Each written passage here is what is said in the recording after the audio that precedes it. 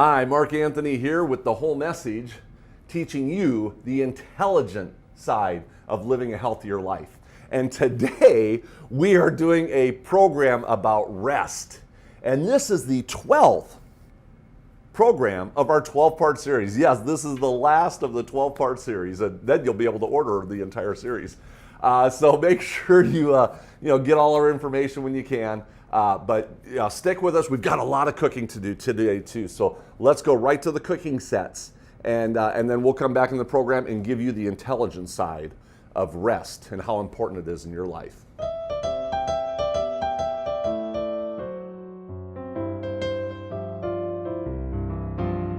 Hey, Mark and Melody here with another segment of The Whole Message, where we're bringing healthy recipes to you again. And I just love Melody's soups. She always has different unique soups that are such a joy. You know, soups is one of my favorite foods, so I eat a lot of them. Yeah, it is. Food. And I don't care if it's winter or summer, I'll eat chili. Really? Oh, yeah. Do you do any cold soups?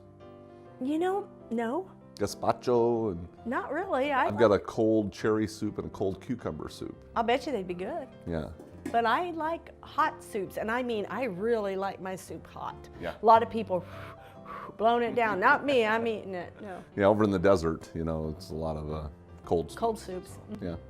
Okay, well, we've got some fun ingredients here. I see some asparagus and some cauliflower. And We do, and I'm going to dump that cauliflower in there. And the reason why I'm not cutting that up into small chunks, Mark, is because I'm going to dig that back out after it's cooked, and I'm going to puree it. Because that way I don't have to use as many cashews, lower my fat to make my... Right, gotcha. You're going to use all of that then in a blend?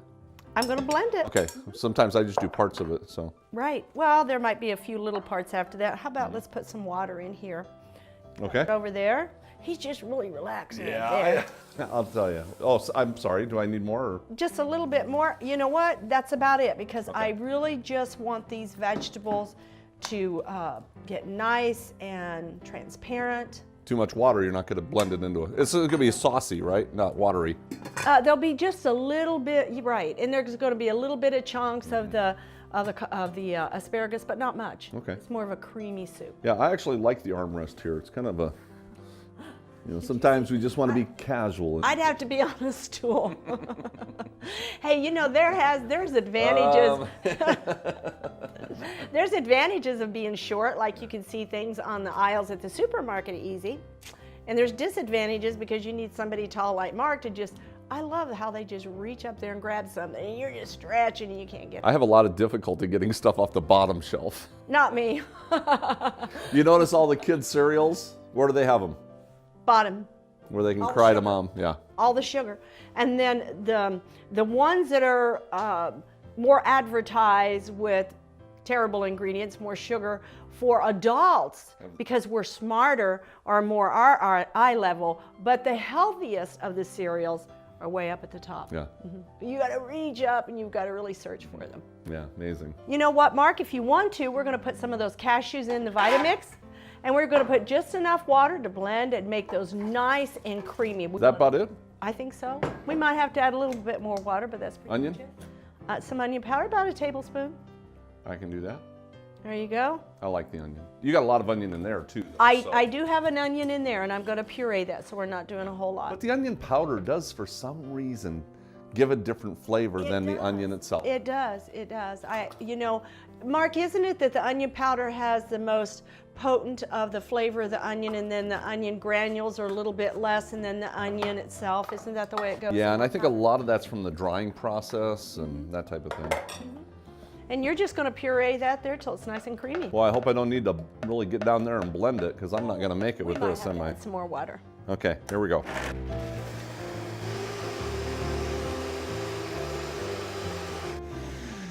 We're watching it grow. Is that it? I think so. Okay, now what we're going to do though is I'm just going to leave this set. We're going to let this soup steam, these vegetables, and then when we come back, we're going to put some of the vegetables in here and then combine the soup and it'll be done. Okay. All right? So We'll be right back.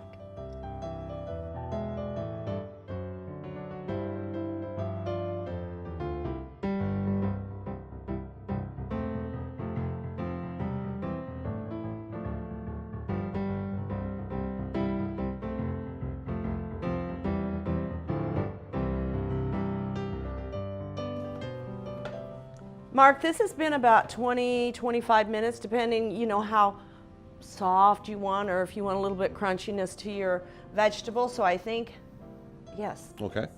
it is soft. I want to shut this off. And then what we're going to do, if you'll pull the blender over here, I'm going to give you, I don't want all of it. Now somebody might want to take and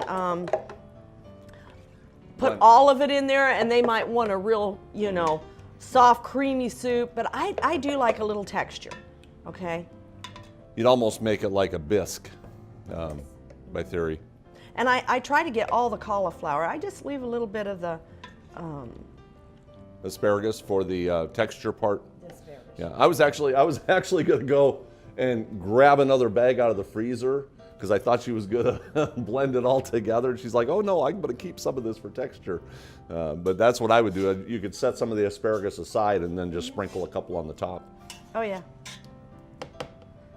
I think that is good. Okay. And we're going to do a quick blend on this, aren't we? And we've already got the cashews in there. Okay. Ready? For it. Mm-hmm.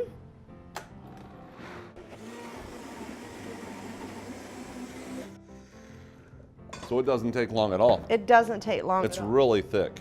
Right, and I'm going to put a little bit of salt in my soup. Just going to go back in there? That's going to go back in Okay. here.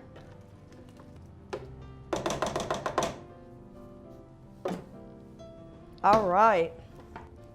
And then depending how thick and thin, you can add water to it or that type of thing. Beautiful. Now, if you want to put a little bit of the McKay's chicken seasoning in here, we can do that as well. I probably don't have enough salt in it for Mark, but he's going to taste it. No, Mark, this is your spoon. No. That's the diet spoon. No, you can see through this spoon. Whatever you do, don't use a spoon like this to eat soup, all right? That is Mark's spoon from Did now you say on. diet spoon? If you want to lose weight, use a spoon like this to eat your soup. You know, the thing of it is, Mark, if you think about it, if you were to use that spoon and had nothing to eat but soup, and then that's the spoon that you ate, guess what? You would lose weight, right? Beautiful, beautiful. Mark, how did it taste? Awesome, perfect. Awesome. Yeah. It's a little thick. You can thin it down like Mark said, Yeah. but you don't have to add any more cream base to it because of the cashews. You've got plenty, and the cauliflower. Yeah. For somebody who's on a no-fat diet, they can actually eliminate the cashews and just use the cauliflowers. Sure, but it gives it a real creamy. Oh, so. it does. Really. And I think, yeah, you could, this is the concept. And when you get the concept, then you can run with it in a number of different Do whatever ways. you want. But the cashews with a little bit of water, blend that up, just steam off whatever vegetables you want, mix the two together, and you're there. Yes. Make it thicker or thinner by the amount of water you use. And Right, and you could do this with broccoli. I mean, you can pretty much do it with anything. your main spices is going to be your onion, your garlic. So there you go. And that easy to make a wonderful soup at home. What do we got going on? We've got websites. What's your website? MelodyPrettyman.com. I knew that. You knew that. Yeah. And what's yours, Mark? ChefMarkAnthony.com. And I knew that. So thank you all for tuning in, and we will see you next time in the kitchen.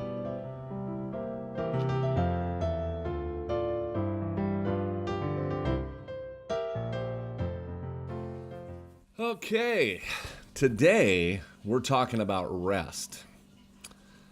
And let me tell you, I'm tired. I am just plain exhausted. Oh, man. Absolutely exhausted. We've been working on these programs for weeks and weeks and weeks now, and in a 12-part series at church. And I leave in 2 weeks. I leave in 10 days on my next tour. And I have this massive amount of work that needs to get done.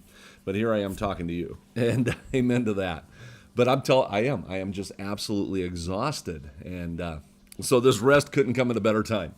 Now, I do sleep good every single night. And let me share with you a couple things here. I've got a couple little excerpts from my book and some other information from the internet that we're going to get to here from Amazing Health Facts. But I got one good one to share with you real quick here, just because I love quoting Dave Ramsey when I can. And 44% of wealthy people wake up 3 hours before work starts, versus only 3% of poor people wake up 3 hours or more before work. And it doesn't mean if you wake up early, you're going to be rich. I mean, I wake up 3-4 hours before I go to work and I'm not rich. But a lot of times I like to see what rich people do. If you're going to be a good teacher, look at what good teachers do to help become a good teacher. If you're looking for wealth, find out what wealthy people do. And it just irks me too sometimes, because today's society, people are being indoctrinated into hating rich people, hating wealth. And where it used to be that we looked at wealthy people as an inspiration for us to work harder, work smarter, so that we can achieve things in life. But today's society is so messed up that they've actually cast out wealthy people as being evil and this negativity. And I'm like, what a crock, because here we are trying to achieve more wealth in our life, so that we can retire and things like this. You're trying to achieve and become the people that you despise. It is just absolute nuts the way people think that way. And one of the things I wanted to share with you, though, is that the reason people don't get a good night's sleep, I want to talk about the reasons people do not get a good night's sleep. One of the reasons is because of finance. I think more people lose sleep over finance than any other thing. Probably relationships comes in second, and health might be right up there. But people lose sleep over finance all the time. And here's the problem.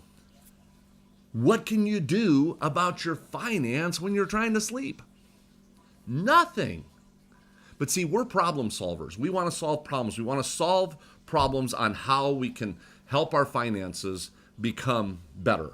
And so we can become the rich people that we hate. See what I mean? It just doesn't make sense. The reason I'm talking about this is because when you go to bed at night, I'm going to give you the whole secret on what you need to do in order to get a better night's sleep. You need to pray. And I'm telling you what, if you pray when you go to bed, it will solve all your problems. You can quote me on that one. Yes, you can. When you pray when you go to bed at night, and it will solve all your problems. Amen. You heard it right here on the whole message.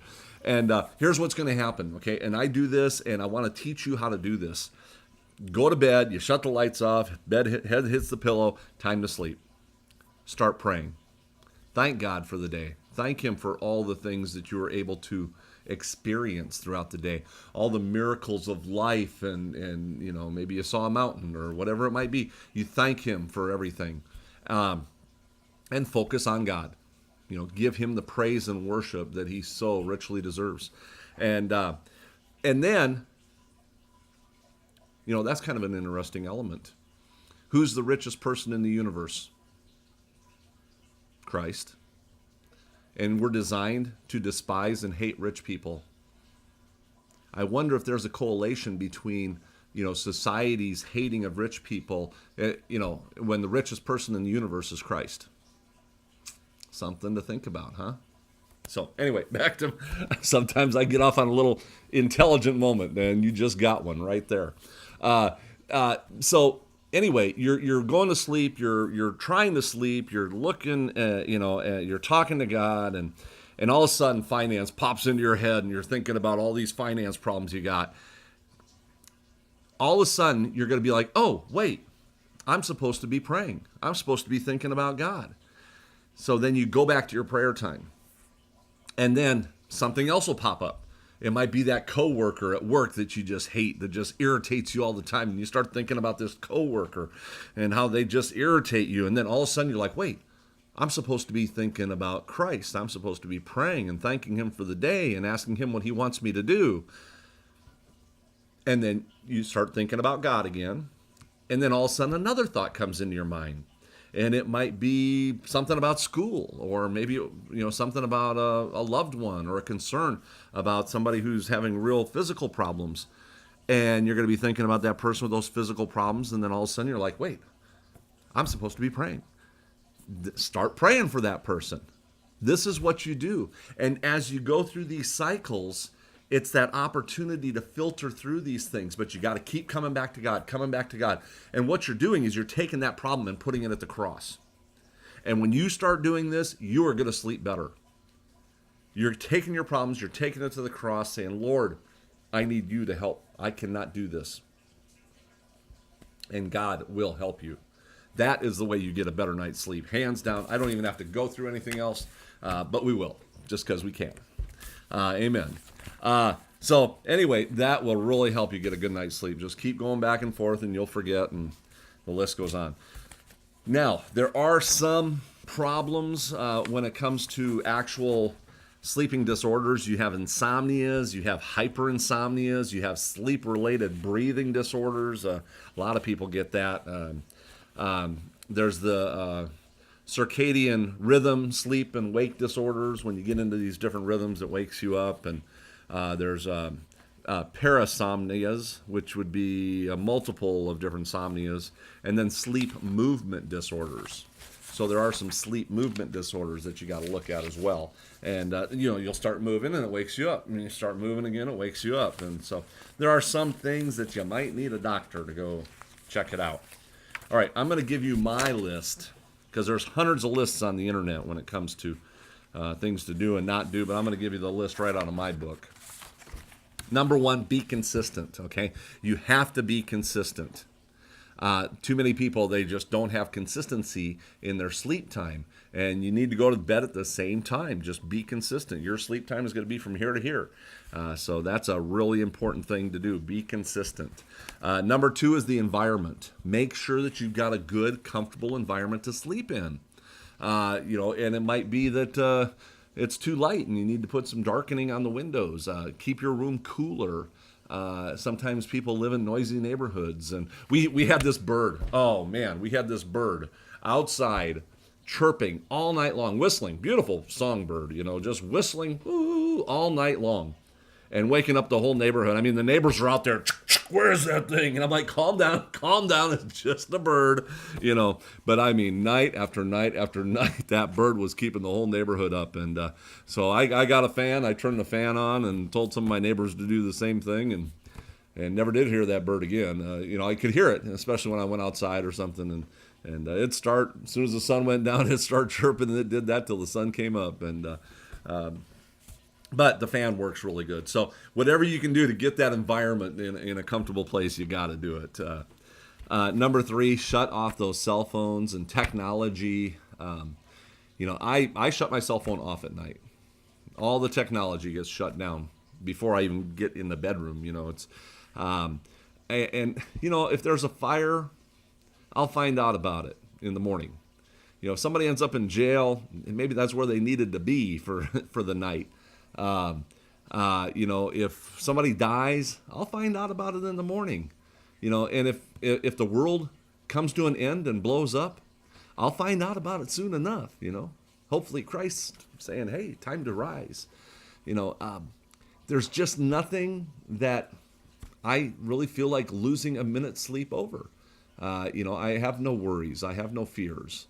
And now, of course, if you have kids, things like this, and you might need to have your phones on. I understand that. And even when my wife is traveling or something, where I have to travel or something, we keep our phones on. Absolutely. There are those type of situations. But for the most part, sleep is that. It's that important to me to get good night's sleep. So number 4, eating and drinking. When it comes to eating and drinking water and things like that, we want to make sure that we're not eating before we go to bed. Try to give yourself 2, 3, 4 hours or more. Gives your stomach resting time. And if your stomach is working when you're trying to sleep, it doesn't give you the proper rest that your body needs. Let's see. When it comes to water, you don't want to drink a bunch of water before you go to bed. That is going to keep you waking up to use the restroom. There are a couple studies out there that show if you drink half a cup of water before you go to bed, it significantly reduces your chance of heart attack. And so what I do is I actually drink probably closer to a cup of water before I go to bed. But I know that it's not so much water that it's going to keep me up and having to wake me up in the middle of the night to use the bathroom. And I've got a water next to me, and so if I need a little drink in the middle of the night, I have that too. But yeah, you want to make sure you know how much water you can take without waking up. So that's a good thing. Chemicals and stimulants, I'm telling you, the coffee thing, that's going to, really keep you up. Some people it puts them to sleep, but alcohol is another one of those situations where, yeah, it's going to help you go to sleep, but it is not going to help you sleep. And take it from an ex-alcoholic who, or is there such thing as an ex-alcoholic, or am I still an alcoholic? I don't know. But I've been there, okay, having a casino in Vegas. I owned a casino there for years, and I used to drink every single day, and haven't had a drop in years and years and years and years, but I know what that's about. And when you drink alcohol, yeah, it's going to put you to sleep, but then those sugars come back at you a couple hours later and spike, and they wake you up, and then you'll stay awake the rest of the night trying to get back to sleep. And even with a couple glasses of wine, same thing. It'll put you to sleep, but then boop, you pop right up. And so you just want to eliminate those altogether. And then number 6, my last one of my 6 that I do is for the graveyard workers, because I've worked graveyards many years at the hospitals and things like this. And when I was working graveyard, my sleep time was 11 in the morning till 7 at night every single day. Even on my days off, I kept the same sleep time, 11 in the morning till 7 at night. And I'd get up at 7 o'clock, have my breakfast, maybe watch the news. You can get news 24 hours a day, thank God. I'm not a big TV person, but and then I would go to the health club, and I would actually go to the health club before I went to work. So I'd be at the health club working out for an hour and a half, and then go to work. And I go to work, and I'm like, "Hi, how you doing? Good to see you." And everybody's like, and I'm like, "Wow, it's a beautiful day," And but I had that energy routine, and but that's what you have to do. Be consistent. I'd get off work, I'd go home, take a quick rest, and then get my things done for the day that I needed to get done before I go to sleep at 11. Make sure you have that dark room. Then you definitely have to shut off your equipment. Put a note on the door that just says "daytime sleeper, do not disturb." And most people will respect that as well. So anyway, there's my 6, and I've got some more information, but we got to get some cooking done. Yeah, that's where I love to be, is in the kitchen. So let's go to these cooking segments, and we'll be right back for some internet information.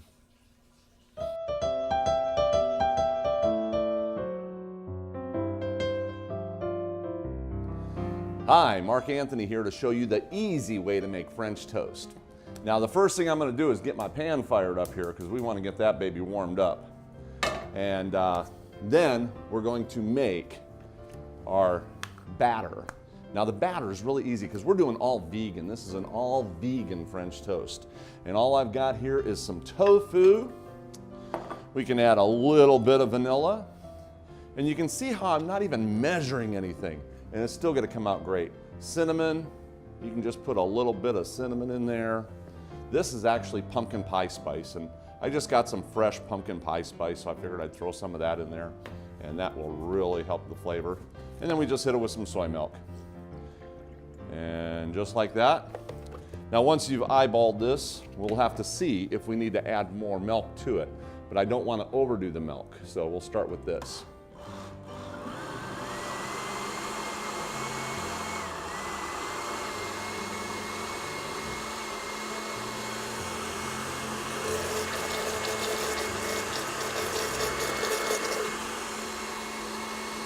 All right.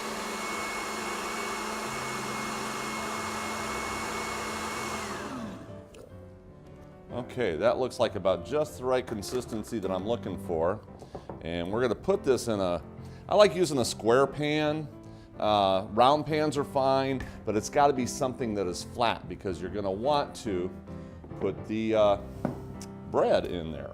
Actually, right here what I have is a loaf of sourdough bread. And we're going to cut off some slices.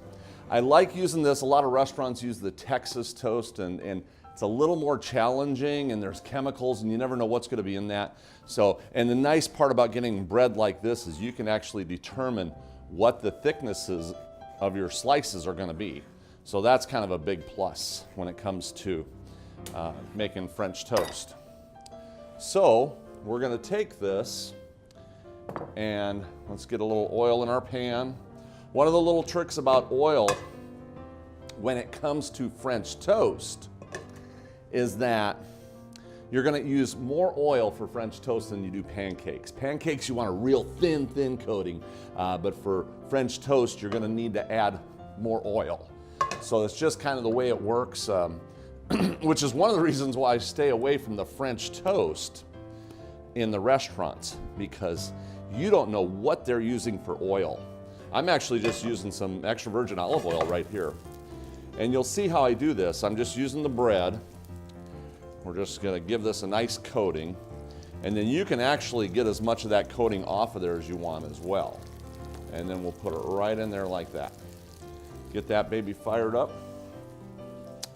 and we have French toast good to go. Yeah, sometimes in the restaurants, let me tell you, they'll actually use fryer oil as their oil for, this is used beat up fryer oil, and they will use that for their different frying concepts. Now, I never did that at my places, but I know places that do.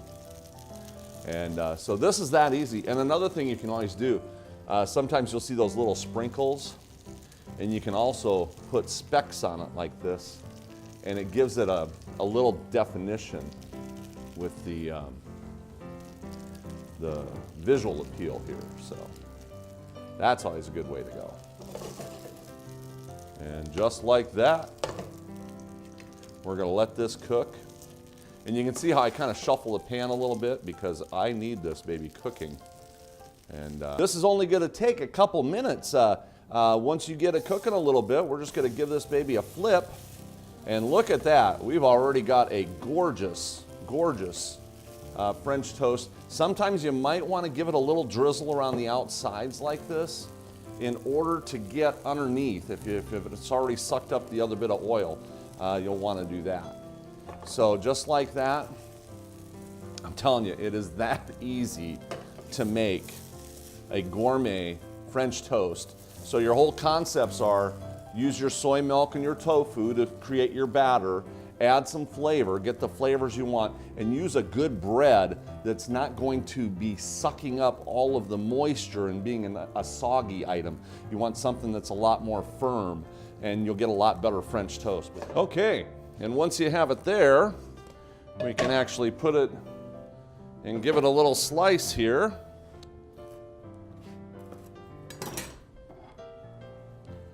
And make a nice presentation here by giving it a little bit of a flare.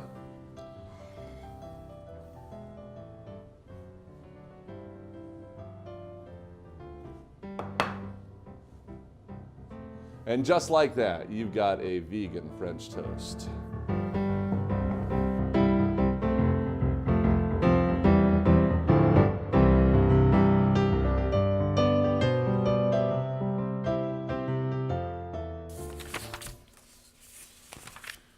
All right, we're back, and I'm looking at a couple things here I want to share with you. Let's start out with some foods that will help you sleep. Foods that will help you sleep. And cherries is actually pretty good. Melatonin is in cherries, so that's a one that helps you sleep. Bananas, number 2 is bananas, our natural sleeping aid that also contains melatonin as well as tryptophan, or tripothylan, however you want to pronounce it. Tryptophan is in bananas. Oatmeal, jackpot there, contains small amounts of melatonin. Nuts are very good, especially walnuts. Melatonin again. And then tahini. Tahini actually has tryptophan in it. And so those things can help you sleep. Of course, you don't want to eat these right before you go to bed. And if you eat them throughout the day, it actually balances out your melatonin so you have a better night's sleep. So that's the way those work. Let's see what else we have here. I'm going to share that with you last. I've got a a biblical brain concept here that I want to share with you. Well, let's go right to the internet here, and I'm going to share with you one of the neatest things, if I can find it. This is Amazing Health Facts. If you have not been to the Amazing Facts website, you got to check this out. Amazing Facts, and this is AmazingHealthFacts.org. And I love what it has right here. AmazingHealthFacts.org. Did you know that just 1 hour of sleep deprivation increases the number of highway accidents by 8%, and that an hour extra sleep decreases the amount of accidents by 8%? 16% margin there within just a couple hours. And it happens every year with daylight savings time, that they have higher accident rates and lower accident rates. And losing an hour's sleep is just like drinking 5 ounces of wine. If you've been awake for 18 hours, actually, if you stay awake too long, you're going to end up having the same effects as alcohol in your system. So thought that was really, really nice. The interesting element here too, if I can share this with you. The Lord, right here it is. The Lord caused a deep sleep to fall upon Adam, and he slept. And he took one of his ribs and closed up the flesh in his place. Then the rib which the Lord God had taken from man, he made into woman, and he brought her to the man. So basically what we're saying is Adam fell asleep, and he woke up married. Ooh, boy. Be careful when you fall asleep. Yeah, God might have big plans for you. So anyway, I thought that was kind of interesting. Amazing facts here. Amazing health facts. Here we go.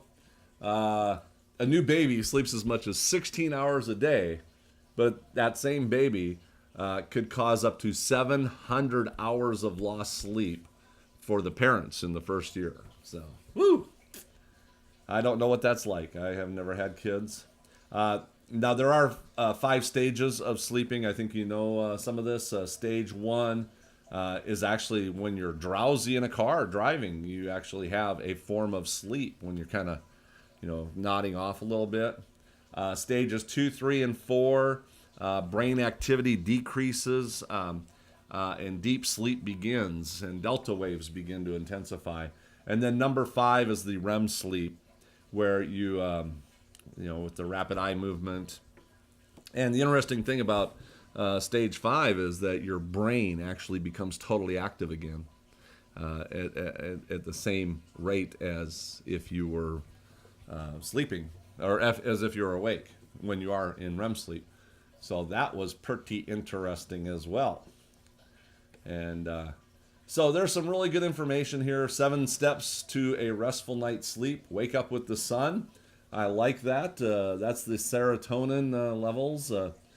Eat a balanced diet, rich in plant-based complex carbohydrates and tryptophan, tryptophan. And so they're talking the same thing. Eat those carbs. Those carbs will help you sleep. We have to have these carbs. Anybody that's doing this carb-free thing, you're going to have problems in your life. Happens every time. Number 3, find time for moderate physical exercise. And I did not put that on my list, but I probably should. Because it does. It really helps you sleep better when you're active throughout the day. So number 4, avoid sleep-depriving substances. Alcohol, caffeine, nicotine as well. Yeah, nicotine. And have an established early bedtime. So you have your established bedtime. Be consistent. Sleep in the dark. Here's your environment. So there you go. That's the amazing facts element right there. And I think we've got one more clip, and then we're going to come back and wrap it up, because I've got a real ace in the hole today that you're going to love. So stay tuned. We'll be right back after this clip.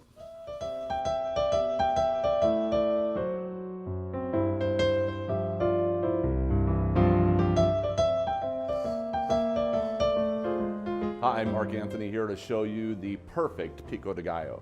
And it's so easy to do. So many people just put so many things in it. I'm just going to show you the simple basics. I'm not going to get all carried away with you today. Pico de gallo. What I have here is 3 tomatoes, medium-sized tomatoes that are diced up, and onions. And I've got 1 medium onion, so it's 3-to-1 ratio there. But when you look at the diced situation, it's actually majority in tomatoes. A lot of people are going to want to have more onions, but I would rather have more tomatoes. So, but you've got your tomatoes, your onions, cilantro, and you can see how heavy I'm actually using the cilantro here, which is a really heavy, some people don't want that much cilantro, but I really do, because look, when you mix it in there, look how fast it disappears. And so now we've got a really good cilantro. That was about a half a bunch too. And of course your other key ingredient here is going to be your lime. A lot of people don't put lime in there, and let me tell you, you really don't need to. You really don't need to put the lime in there. You can do a lemon juice, a little sprinkle of lemon juice, that type of thing. And I'll hit it with some salt, of course. So there you go. And then one more element here, our jalapeno pepper. And I'm actually going to take the seeds out of it. And this is easy. Just pop those seeds out. And we're going to give this baby a cut here. Yeah, some of the seeds can be pretty powerful. If you like it hotter, you might want to go ahead and add the seeds to it. And of course, it's all about the heat here, how hot you want it. You can add other items to it. And I'm actually giving this a really good cutting because I want to make sure that I've got some good spice incorporated through the entire pico de gallo. So there we go, just like that. And boom. And of course I got my wet towel, my dry towel over there. I always do that. And I think half a lime is going to be enough. And just like that, you have pico de gallo that is done, done, done. Is that easy or what? One more element you can do is add a little bit of garlic to it. Now, a lot of people don't add garlic to it. Some people do. If you're going to put garlic in it, just don't put a lot. It takes very little on the garlic side. And I really like to have this rest for anywhere from a half hour to a couple hours to really get it a resting time for the flavors to incorporate. And that fast and easy, we've got our pico de gallo. And I actually like serving it in deeper bowls that are not wide. You want a shallower bowl because it's just a little bit easier. You'll get more of the juices running to the bottom, that type of thing. And but ooh boy, look at that. I might even be able to just fill this up. But just like that, it is so easy to make pico de gallo. It's like boom, boom, boom, boom. It's done, fast, simple, healthy, and you'll enjoy this for a lot of different items. Take a look at my other YouTubes, pass those videos along to people. You can go to my website, chefmarkanthony.com. I've got a lot of great recipes there. And I don't think I've ever really done a recipe for pico de gallo. I did one maybe 5 years ago, but 99% of the time, I'm just throwing it together. It's like, what do you need a recipe for? That easy, and you've got your pico de gallo. So we'll see you next time in the kitchen. Have a great day.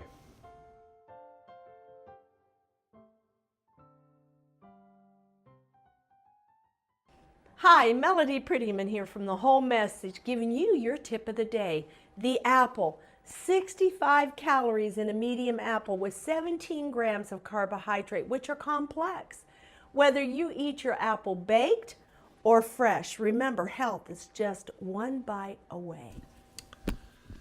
Okay, we're talking about rest today, and we're talking about how important it is to get that rest every single night, get a good night's rest.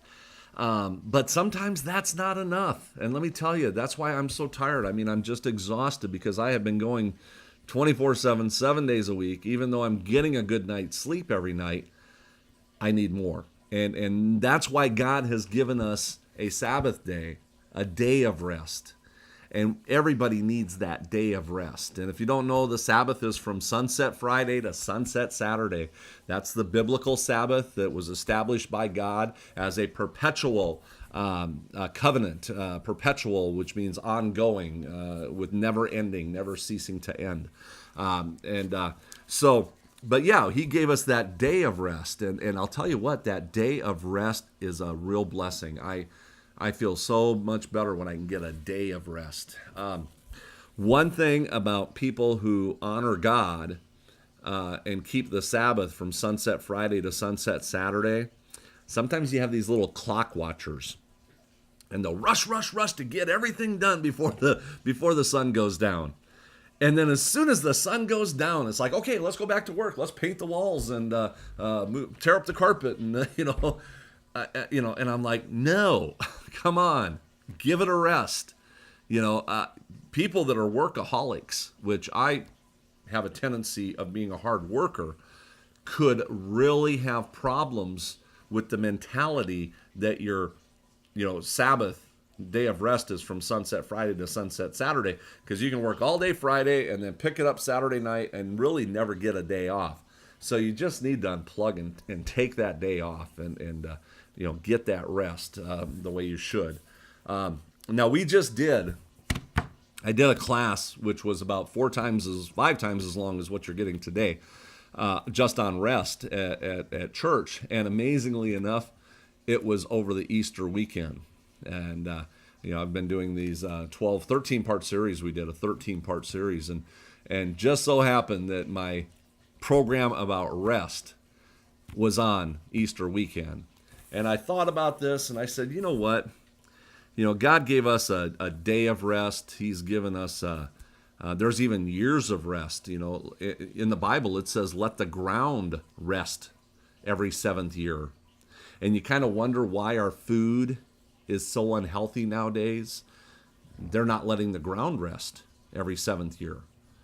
And you kind of wonder why our food is so unhealthy nowadays. They're not letting the ground rest every 7th year. They just plant 24 hours a day, 7 days a week, every single year. They never let the ground rest. So it's not able to get those nutrients. And of course, they do fortifications on ground nowadays, and everything from what do they call those? They'll do nitrogen injecting and chemical enhanced ways to get nutrition back into the ground and stuff, but it's still not the same. It's still not the same as giving it that year of rest. I guarantee it. Just because God said it, I know it to be true.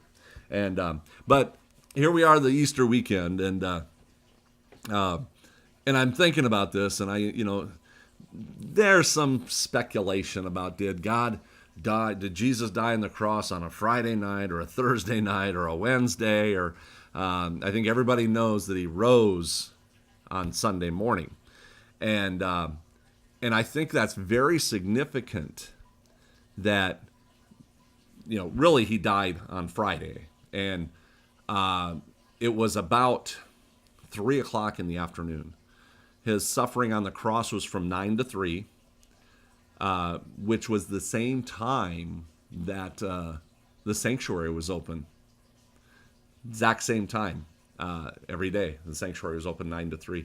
Kind of interesting. And then he died, and then they put him in the tomb on Friday night before the sun went down, which was so significant. And he rested even in his death. He took that Sabbath day of rest. And Christ honored that Saturday Sabbath every week of his life.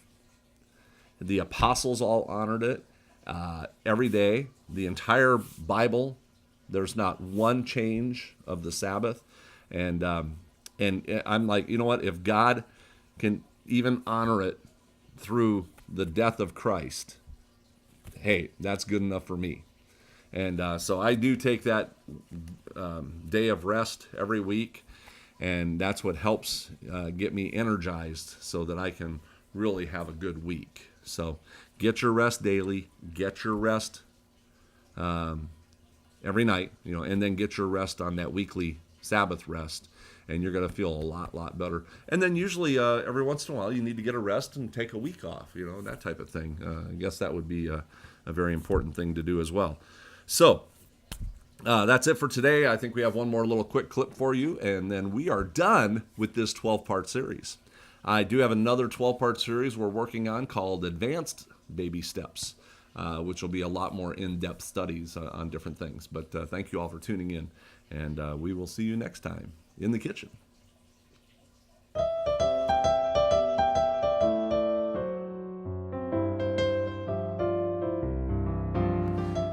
Hi, I'm Abby, and Chef is going to help me make dinge. What is dinge? Well, it's just basically 3 cans of. It's basically 3 cans. There's a can of black beans. There's a can of diced tomatoes, and then there's a can of corn. So you got equal parts. These are the little 16-ounce cans, tomatoes, corn, and black beans. Mm-hmm. Okay, so all this goes in there? Mm-hmm. Okay.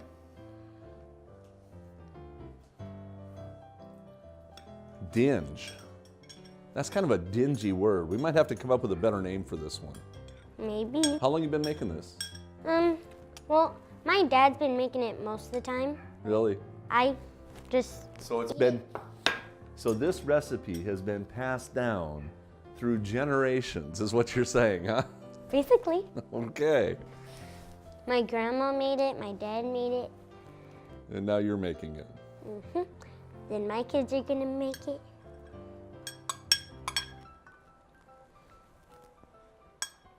So that's pretty easy. 3 ingredients. And then, well, there's spices too. And then you can add a little bit of cilantro. Okay, Well, I can do that. the spice is, this is called adobo. And my dad always puts it in. But I'm making it a little bit differently, putting different spices in too. Do you use a lot of that? Is it? It's just, Ooh, yeah, I like that. I'm gonna add a little bit of paprika to give it a kick. Mm-hmm. And some oregano.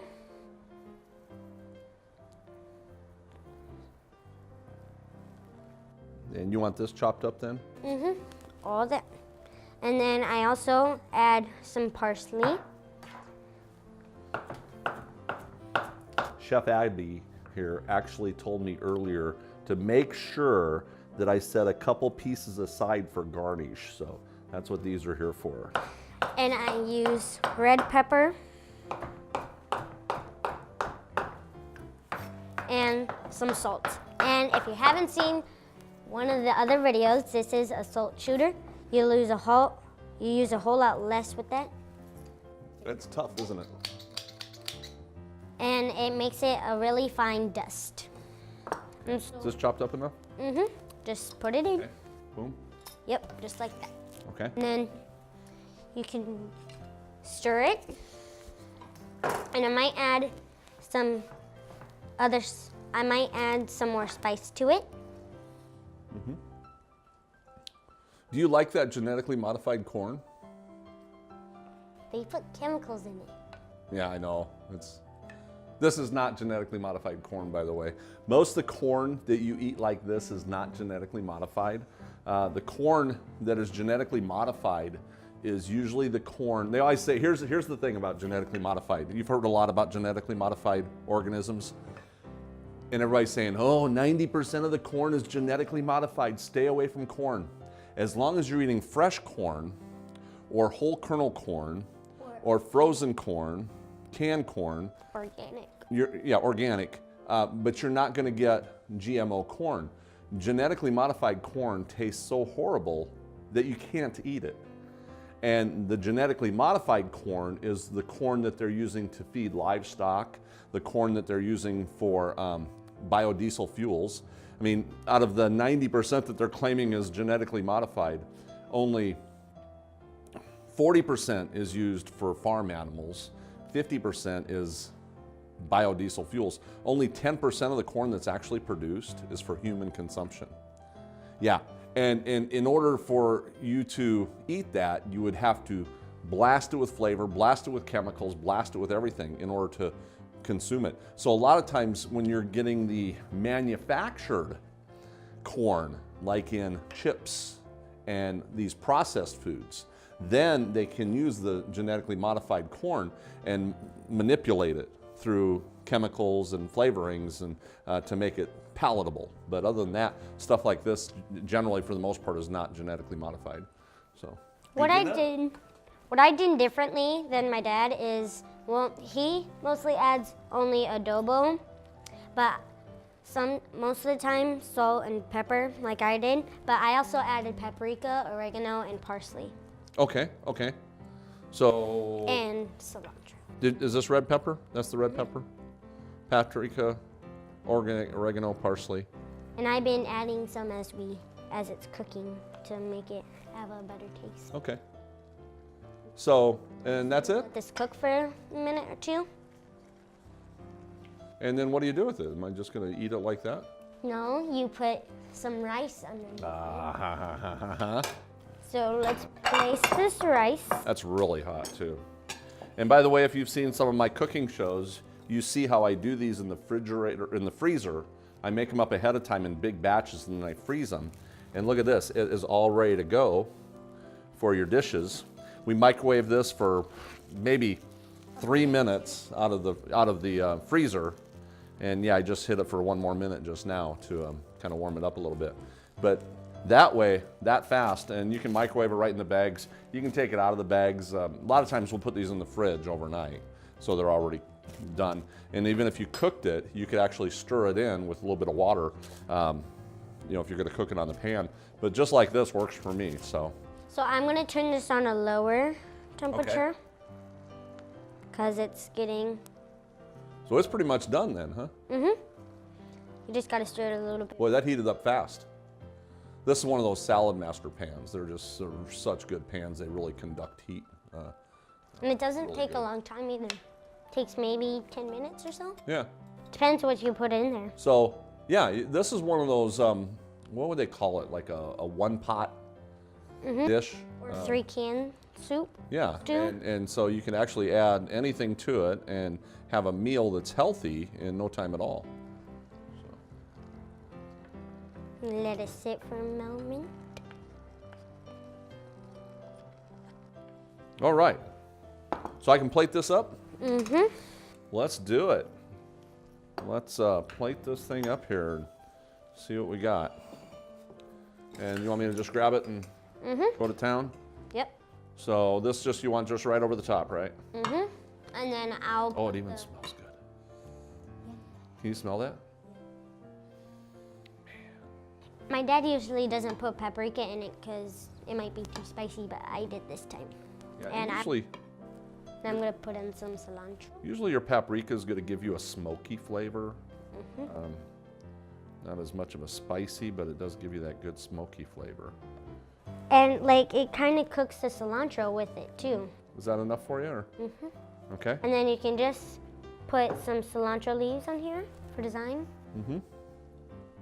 And of course, I always have my towel so I can kind of, Clean off the plate. to make it really nice and presentable.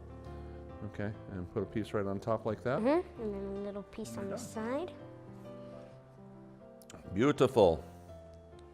Healthy food in what? In just a couple minutes? Especially when you have your rice already prepared. And you can already put, and you can also put some cilantro on like the sides to make it taste better on every side. This would be a nice dinner, just a nice, simple, light dinner. My dad does it all the time for dinner. All right, well, thank you for showing us how to make dinge, slash whatever name we invent next for it, but it's kind of hard to change a name that went down through family traditions, and it's probably from, could be a European type of a name. A lot of times you get those European names that they will understand it as a different thought process than Americans do, so. But I like it. I'm gonna have to try some of this, and I think I will do that right now, if you don't mind. In fact, that looks so pretty, I'm gonna take a picture of it here in a minute. I'm gonna just try a little bit of this right here.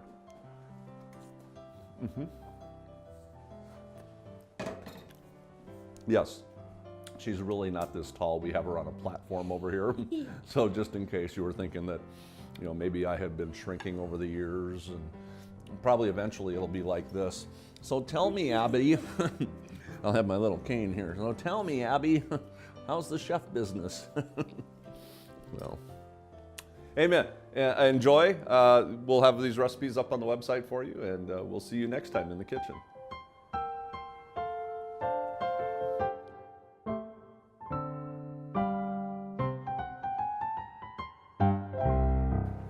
Just a reminder, I have books available on my website. Let me tell you, I've wrote most of these books. I do have Melody Prettyman's cookbook. She's fabulous.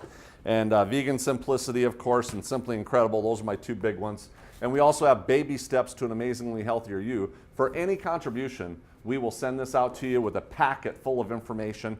We're just trying to cover our printing expenses, shipping expenses, but any contribution, however you can help support our ministry so we can continue to grow and get these messages out to the world that really needs the right arm of the message. And so you be blessed, and we will see you next time in the kitchen. So that's our show for today, and that is the end of our 12-part series, Baby Steps to an Amazingly Healthier You. We'll have those on DVD and have them on the website before you know it. And but thank you all for tuning in. It's been a real blessing to serve you this way. We've got the advanced baby steps coming up and a few more fun things. So check out the websites, and our information's everywhere. So you be blessed, and we will see you next time on The Whole Message.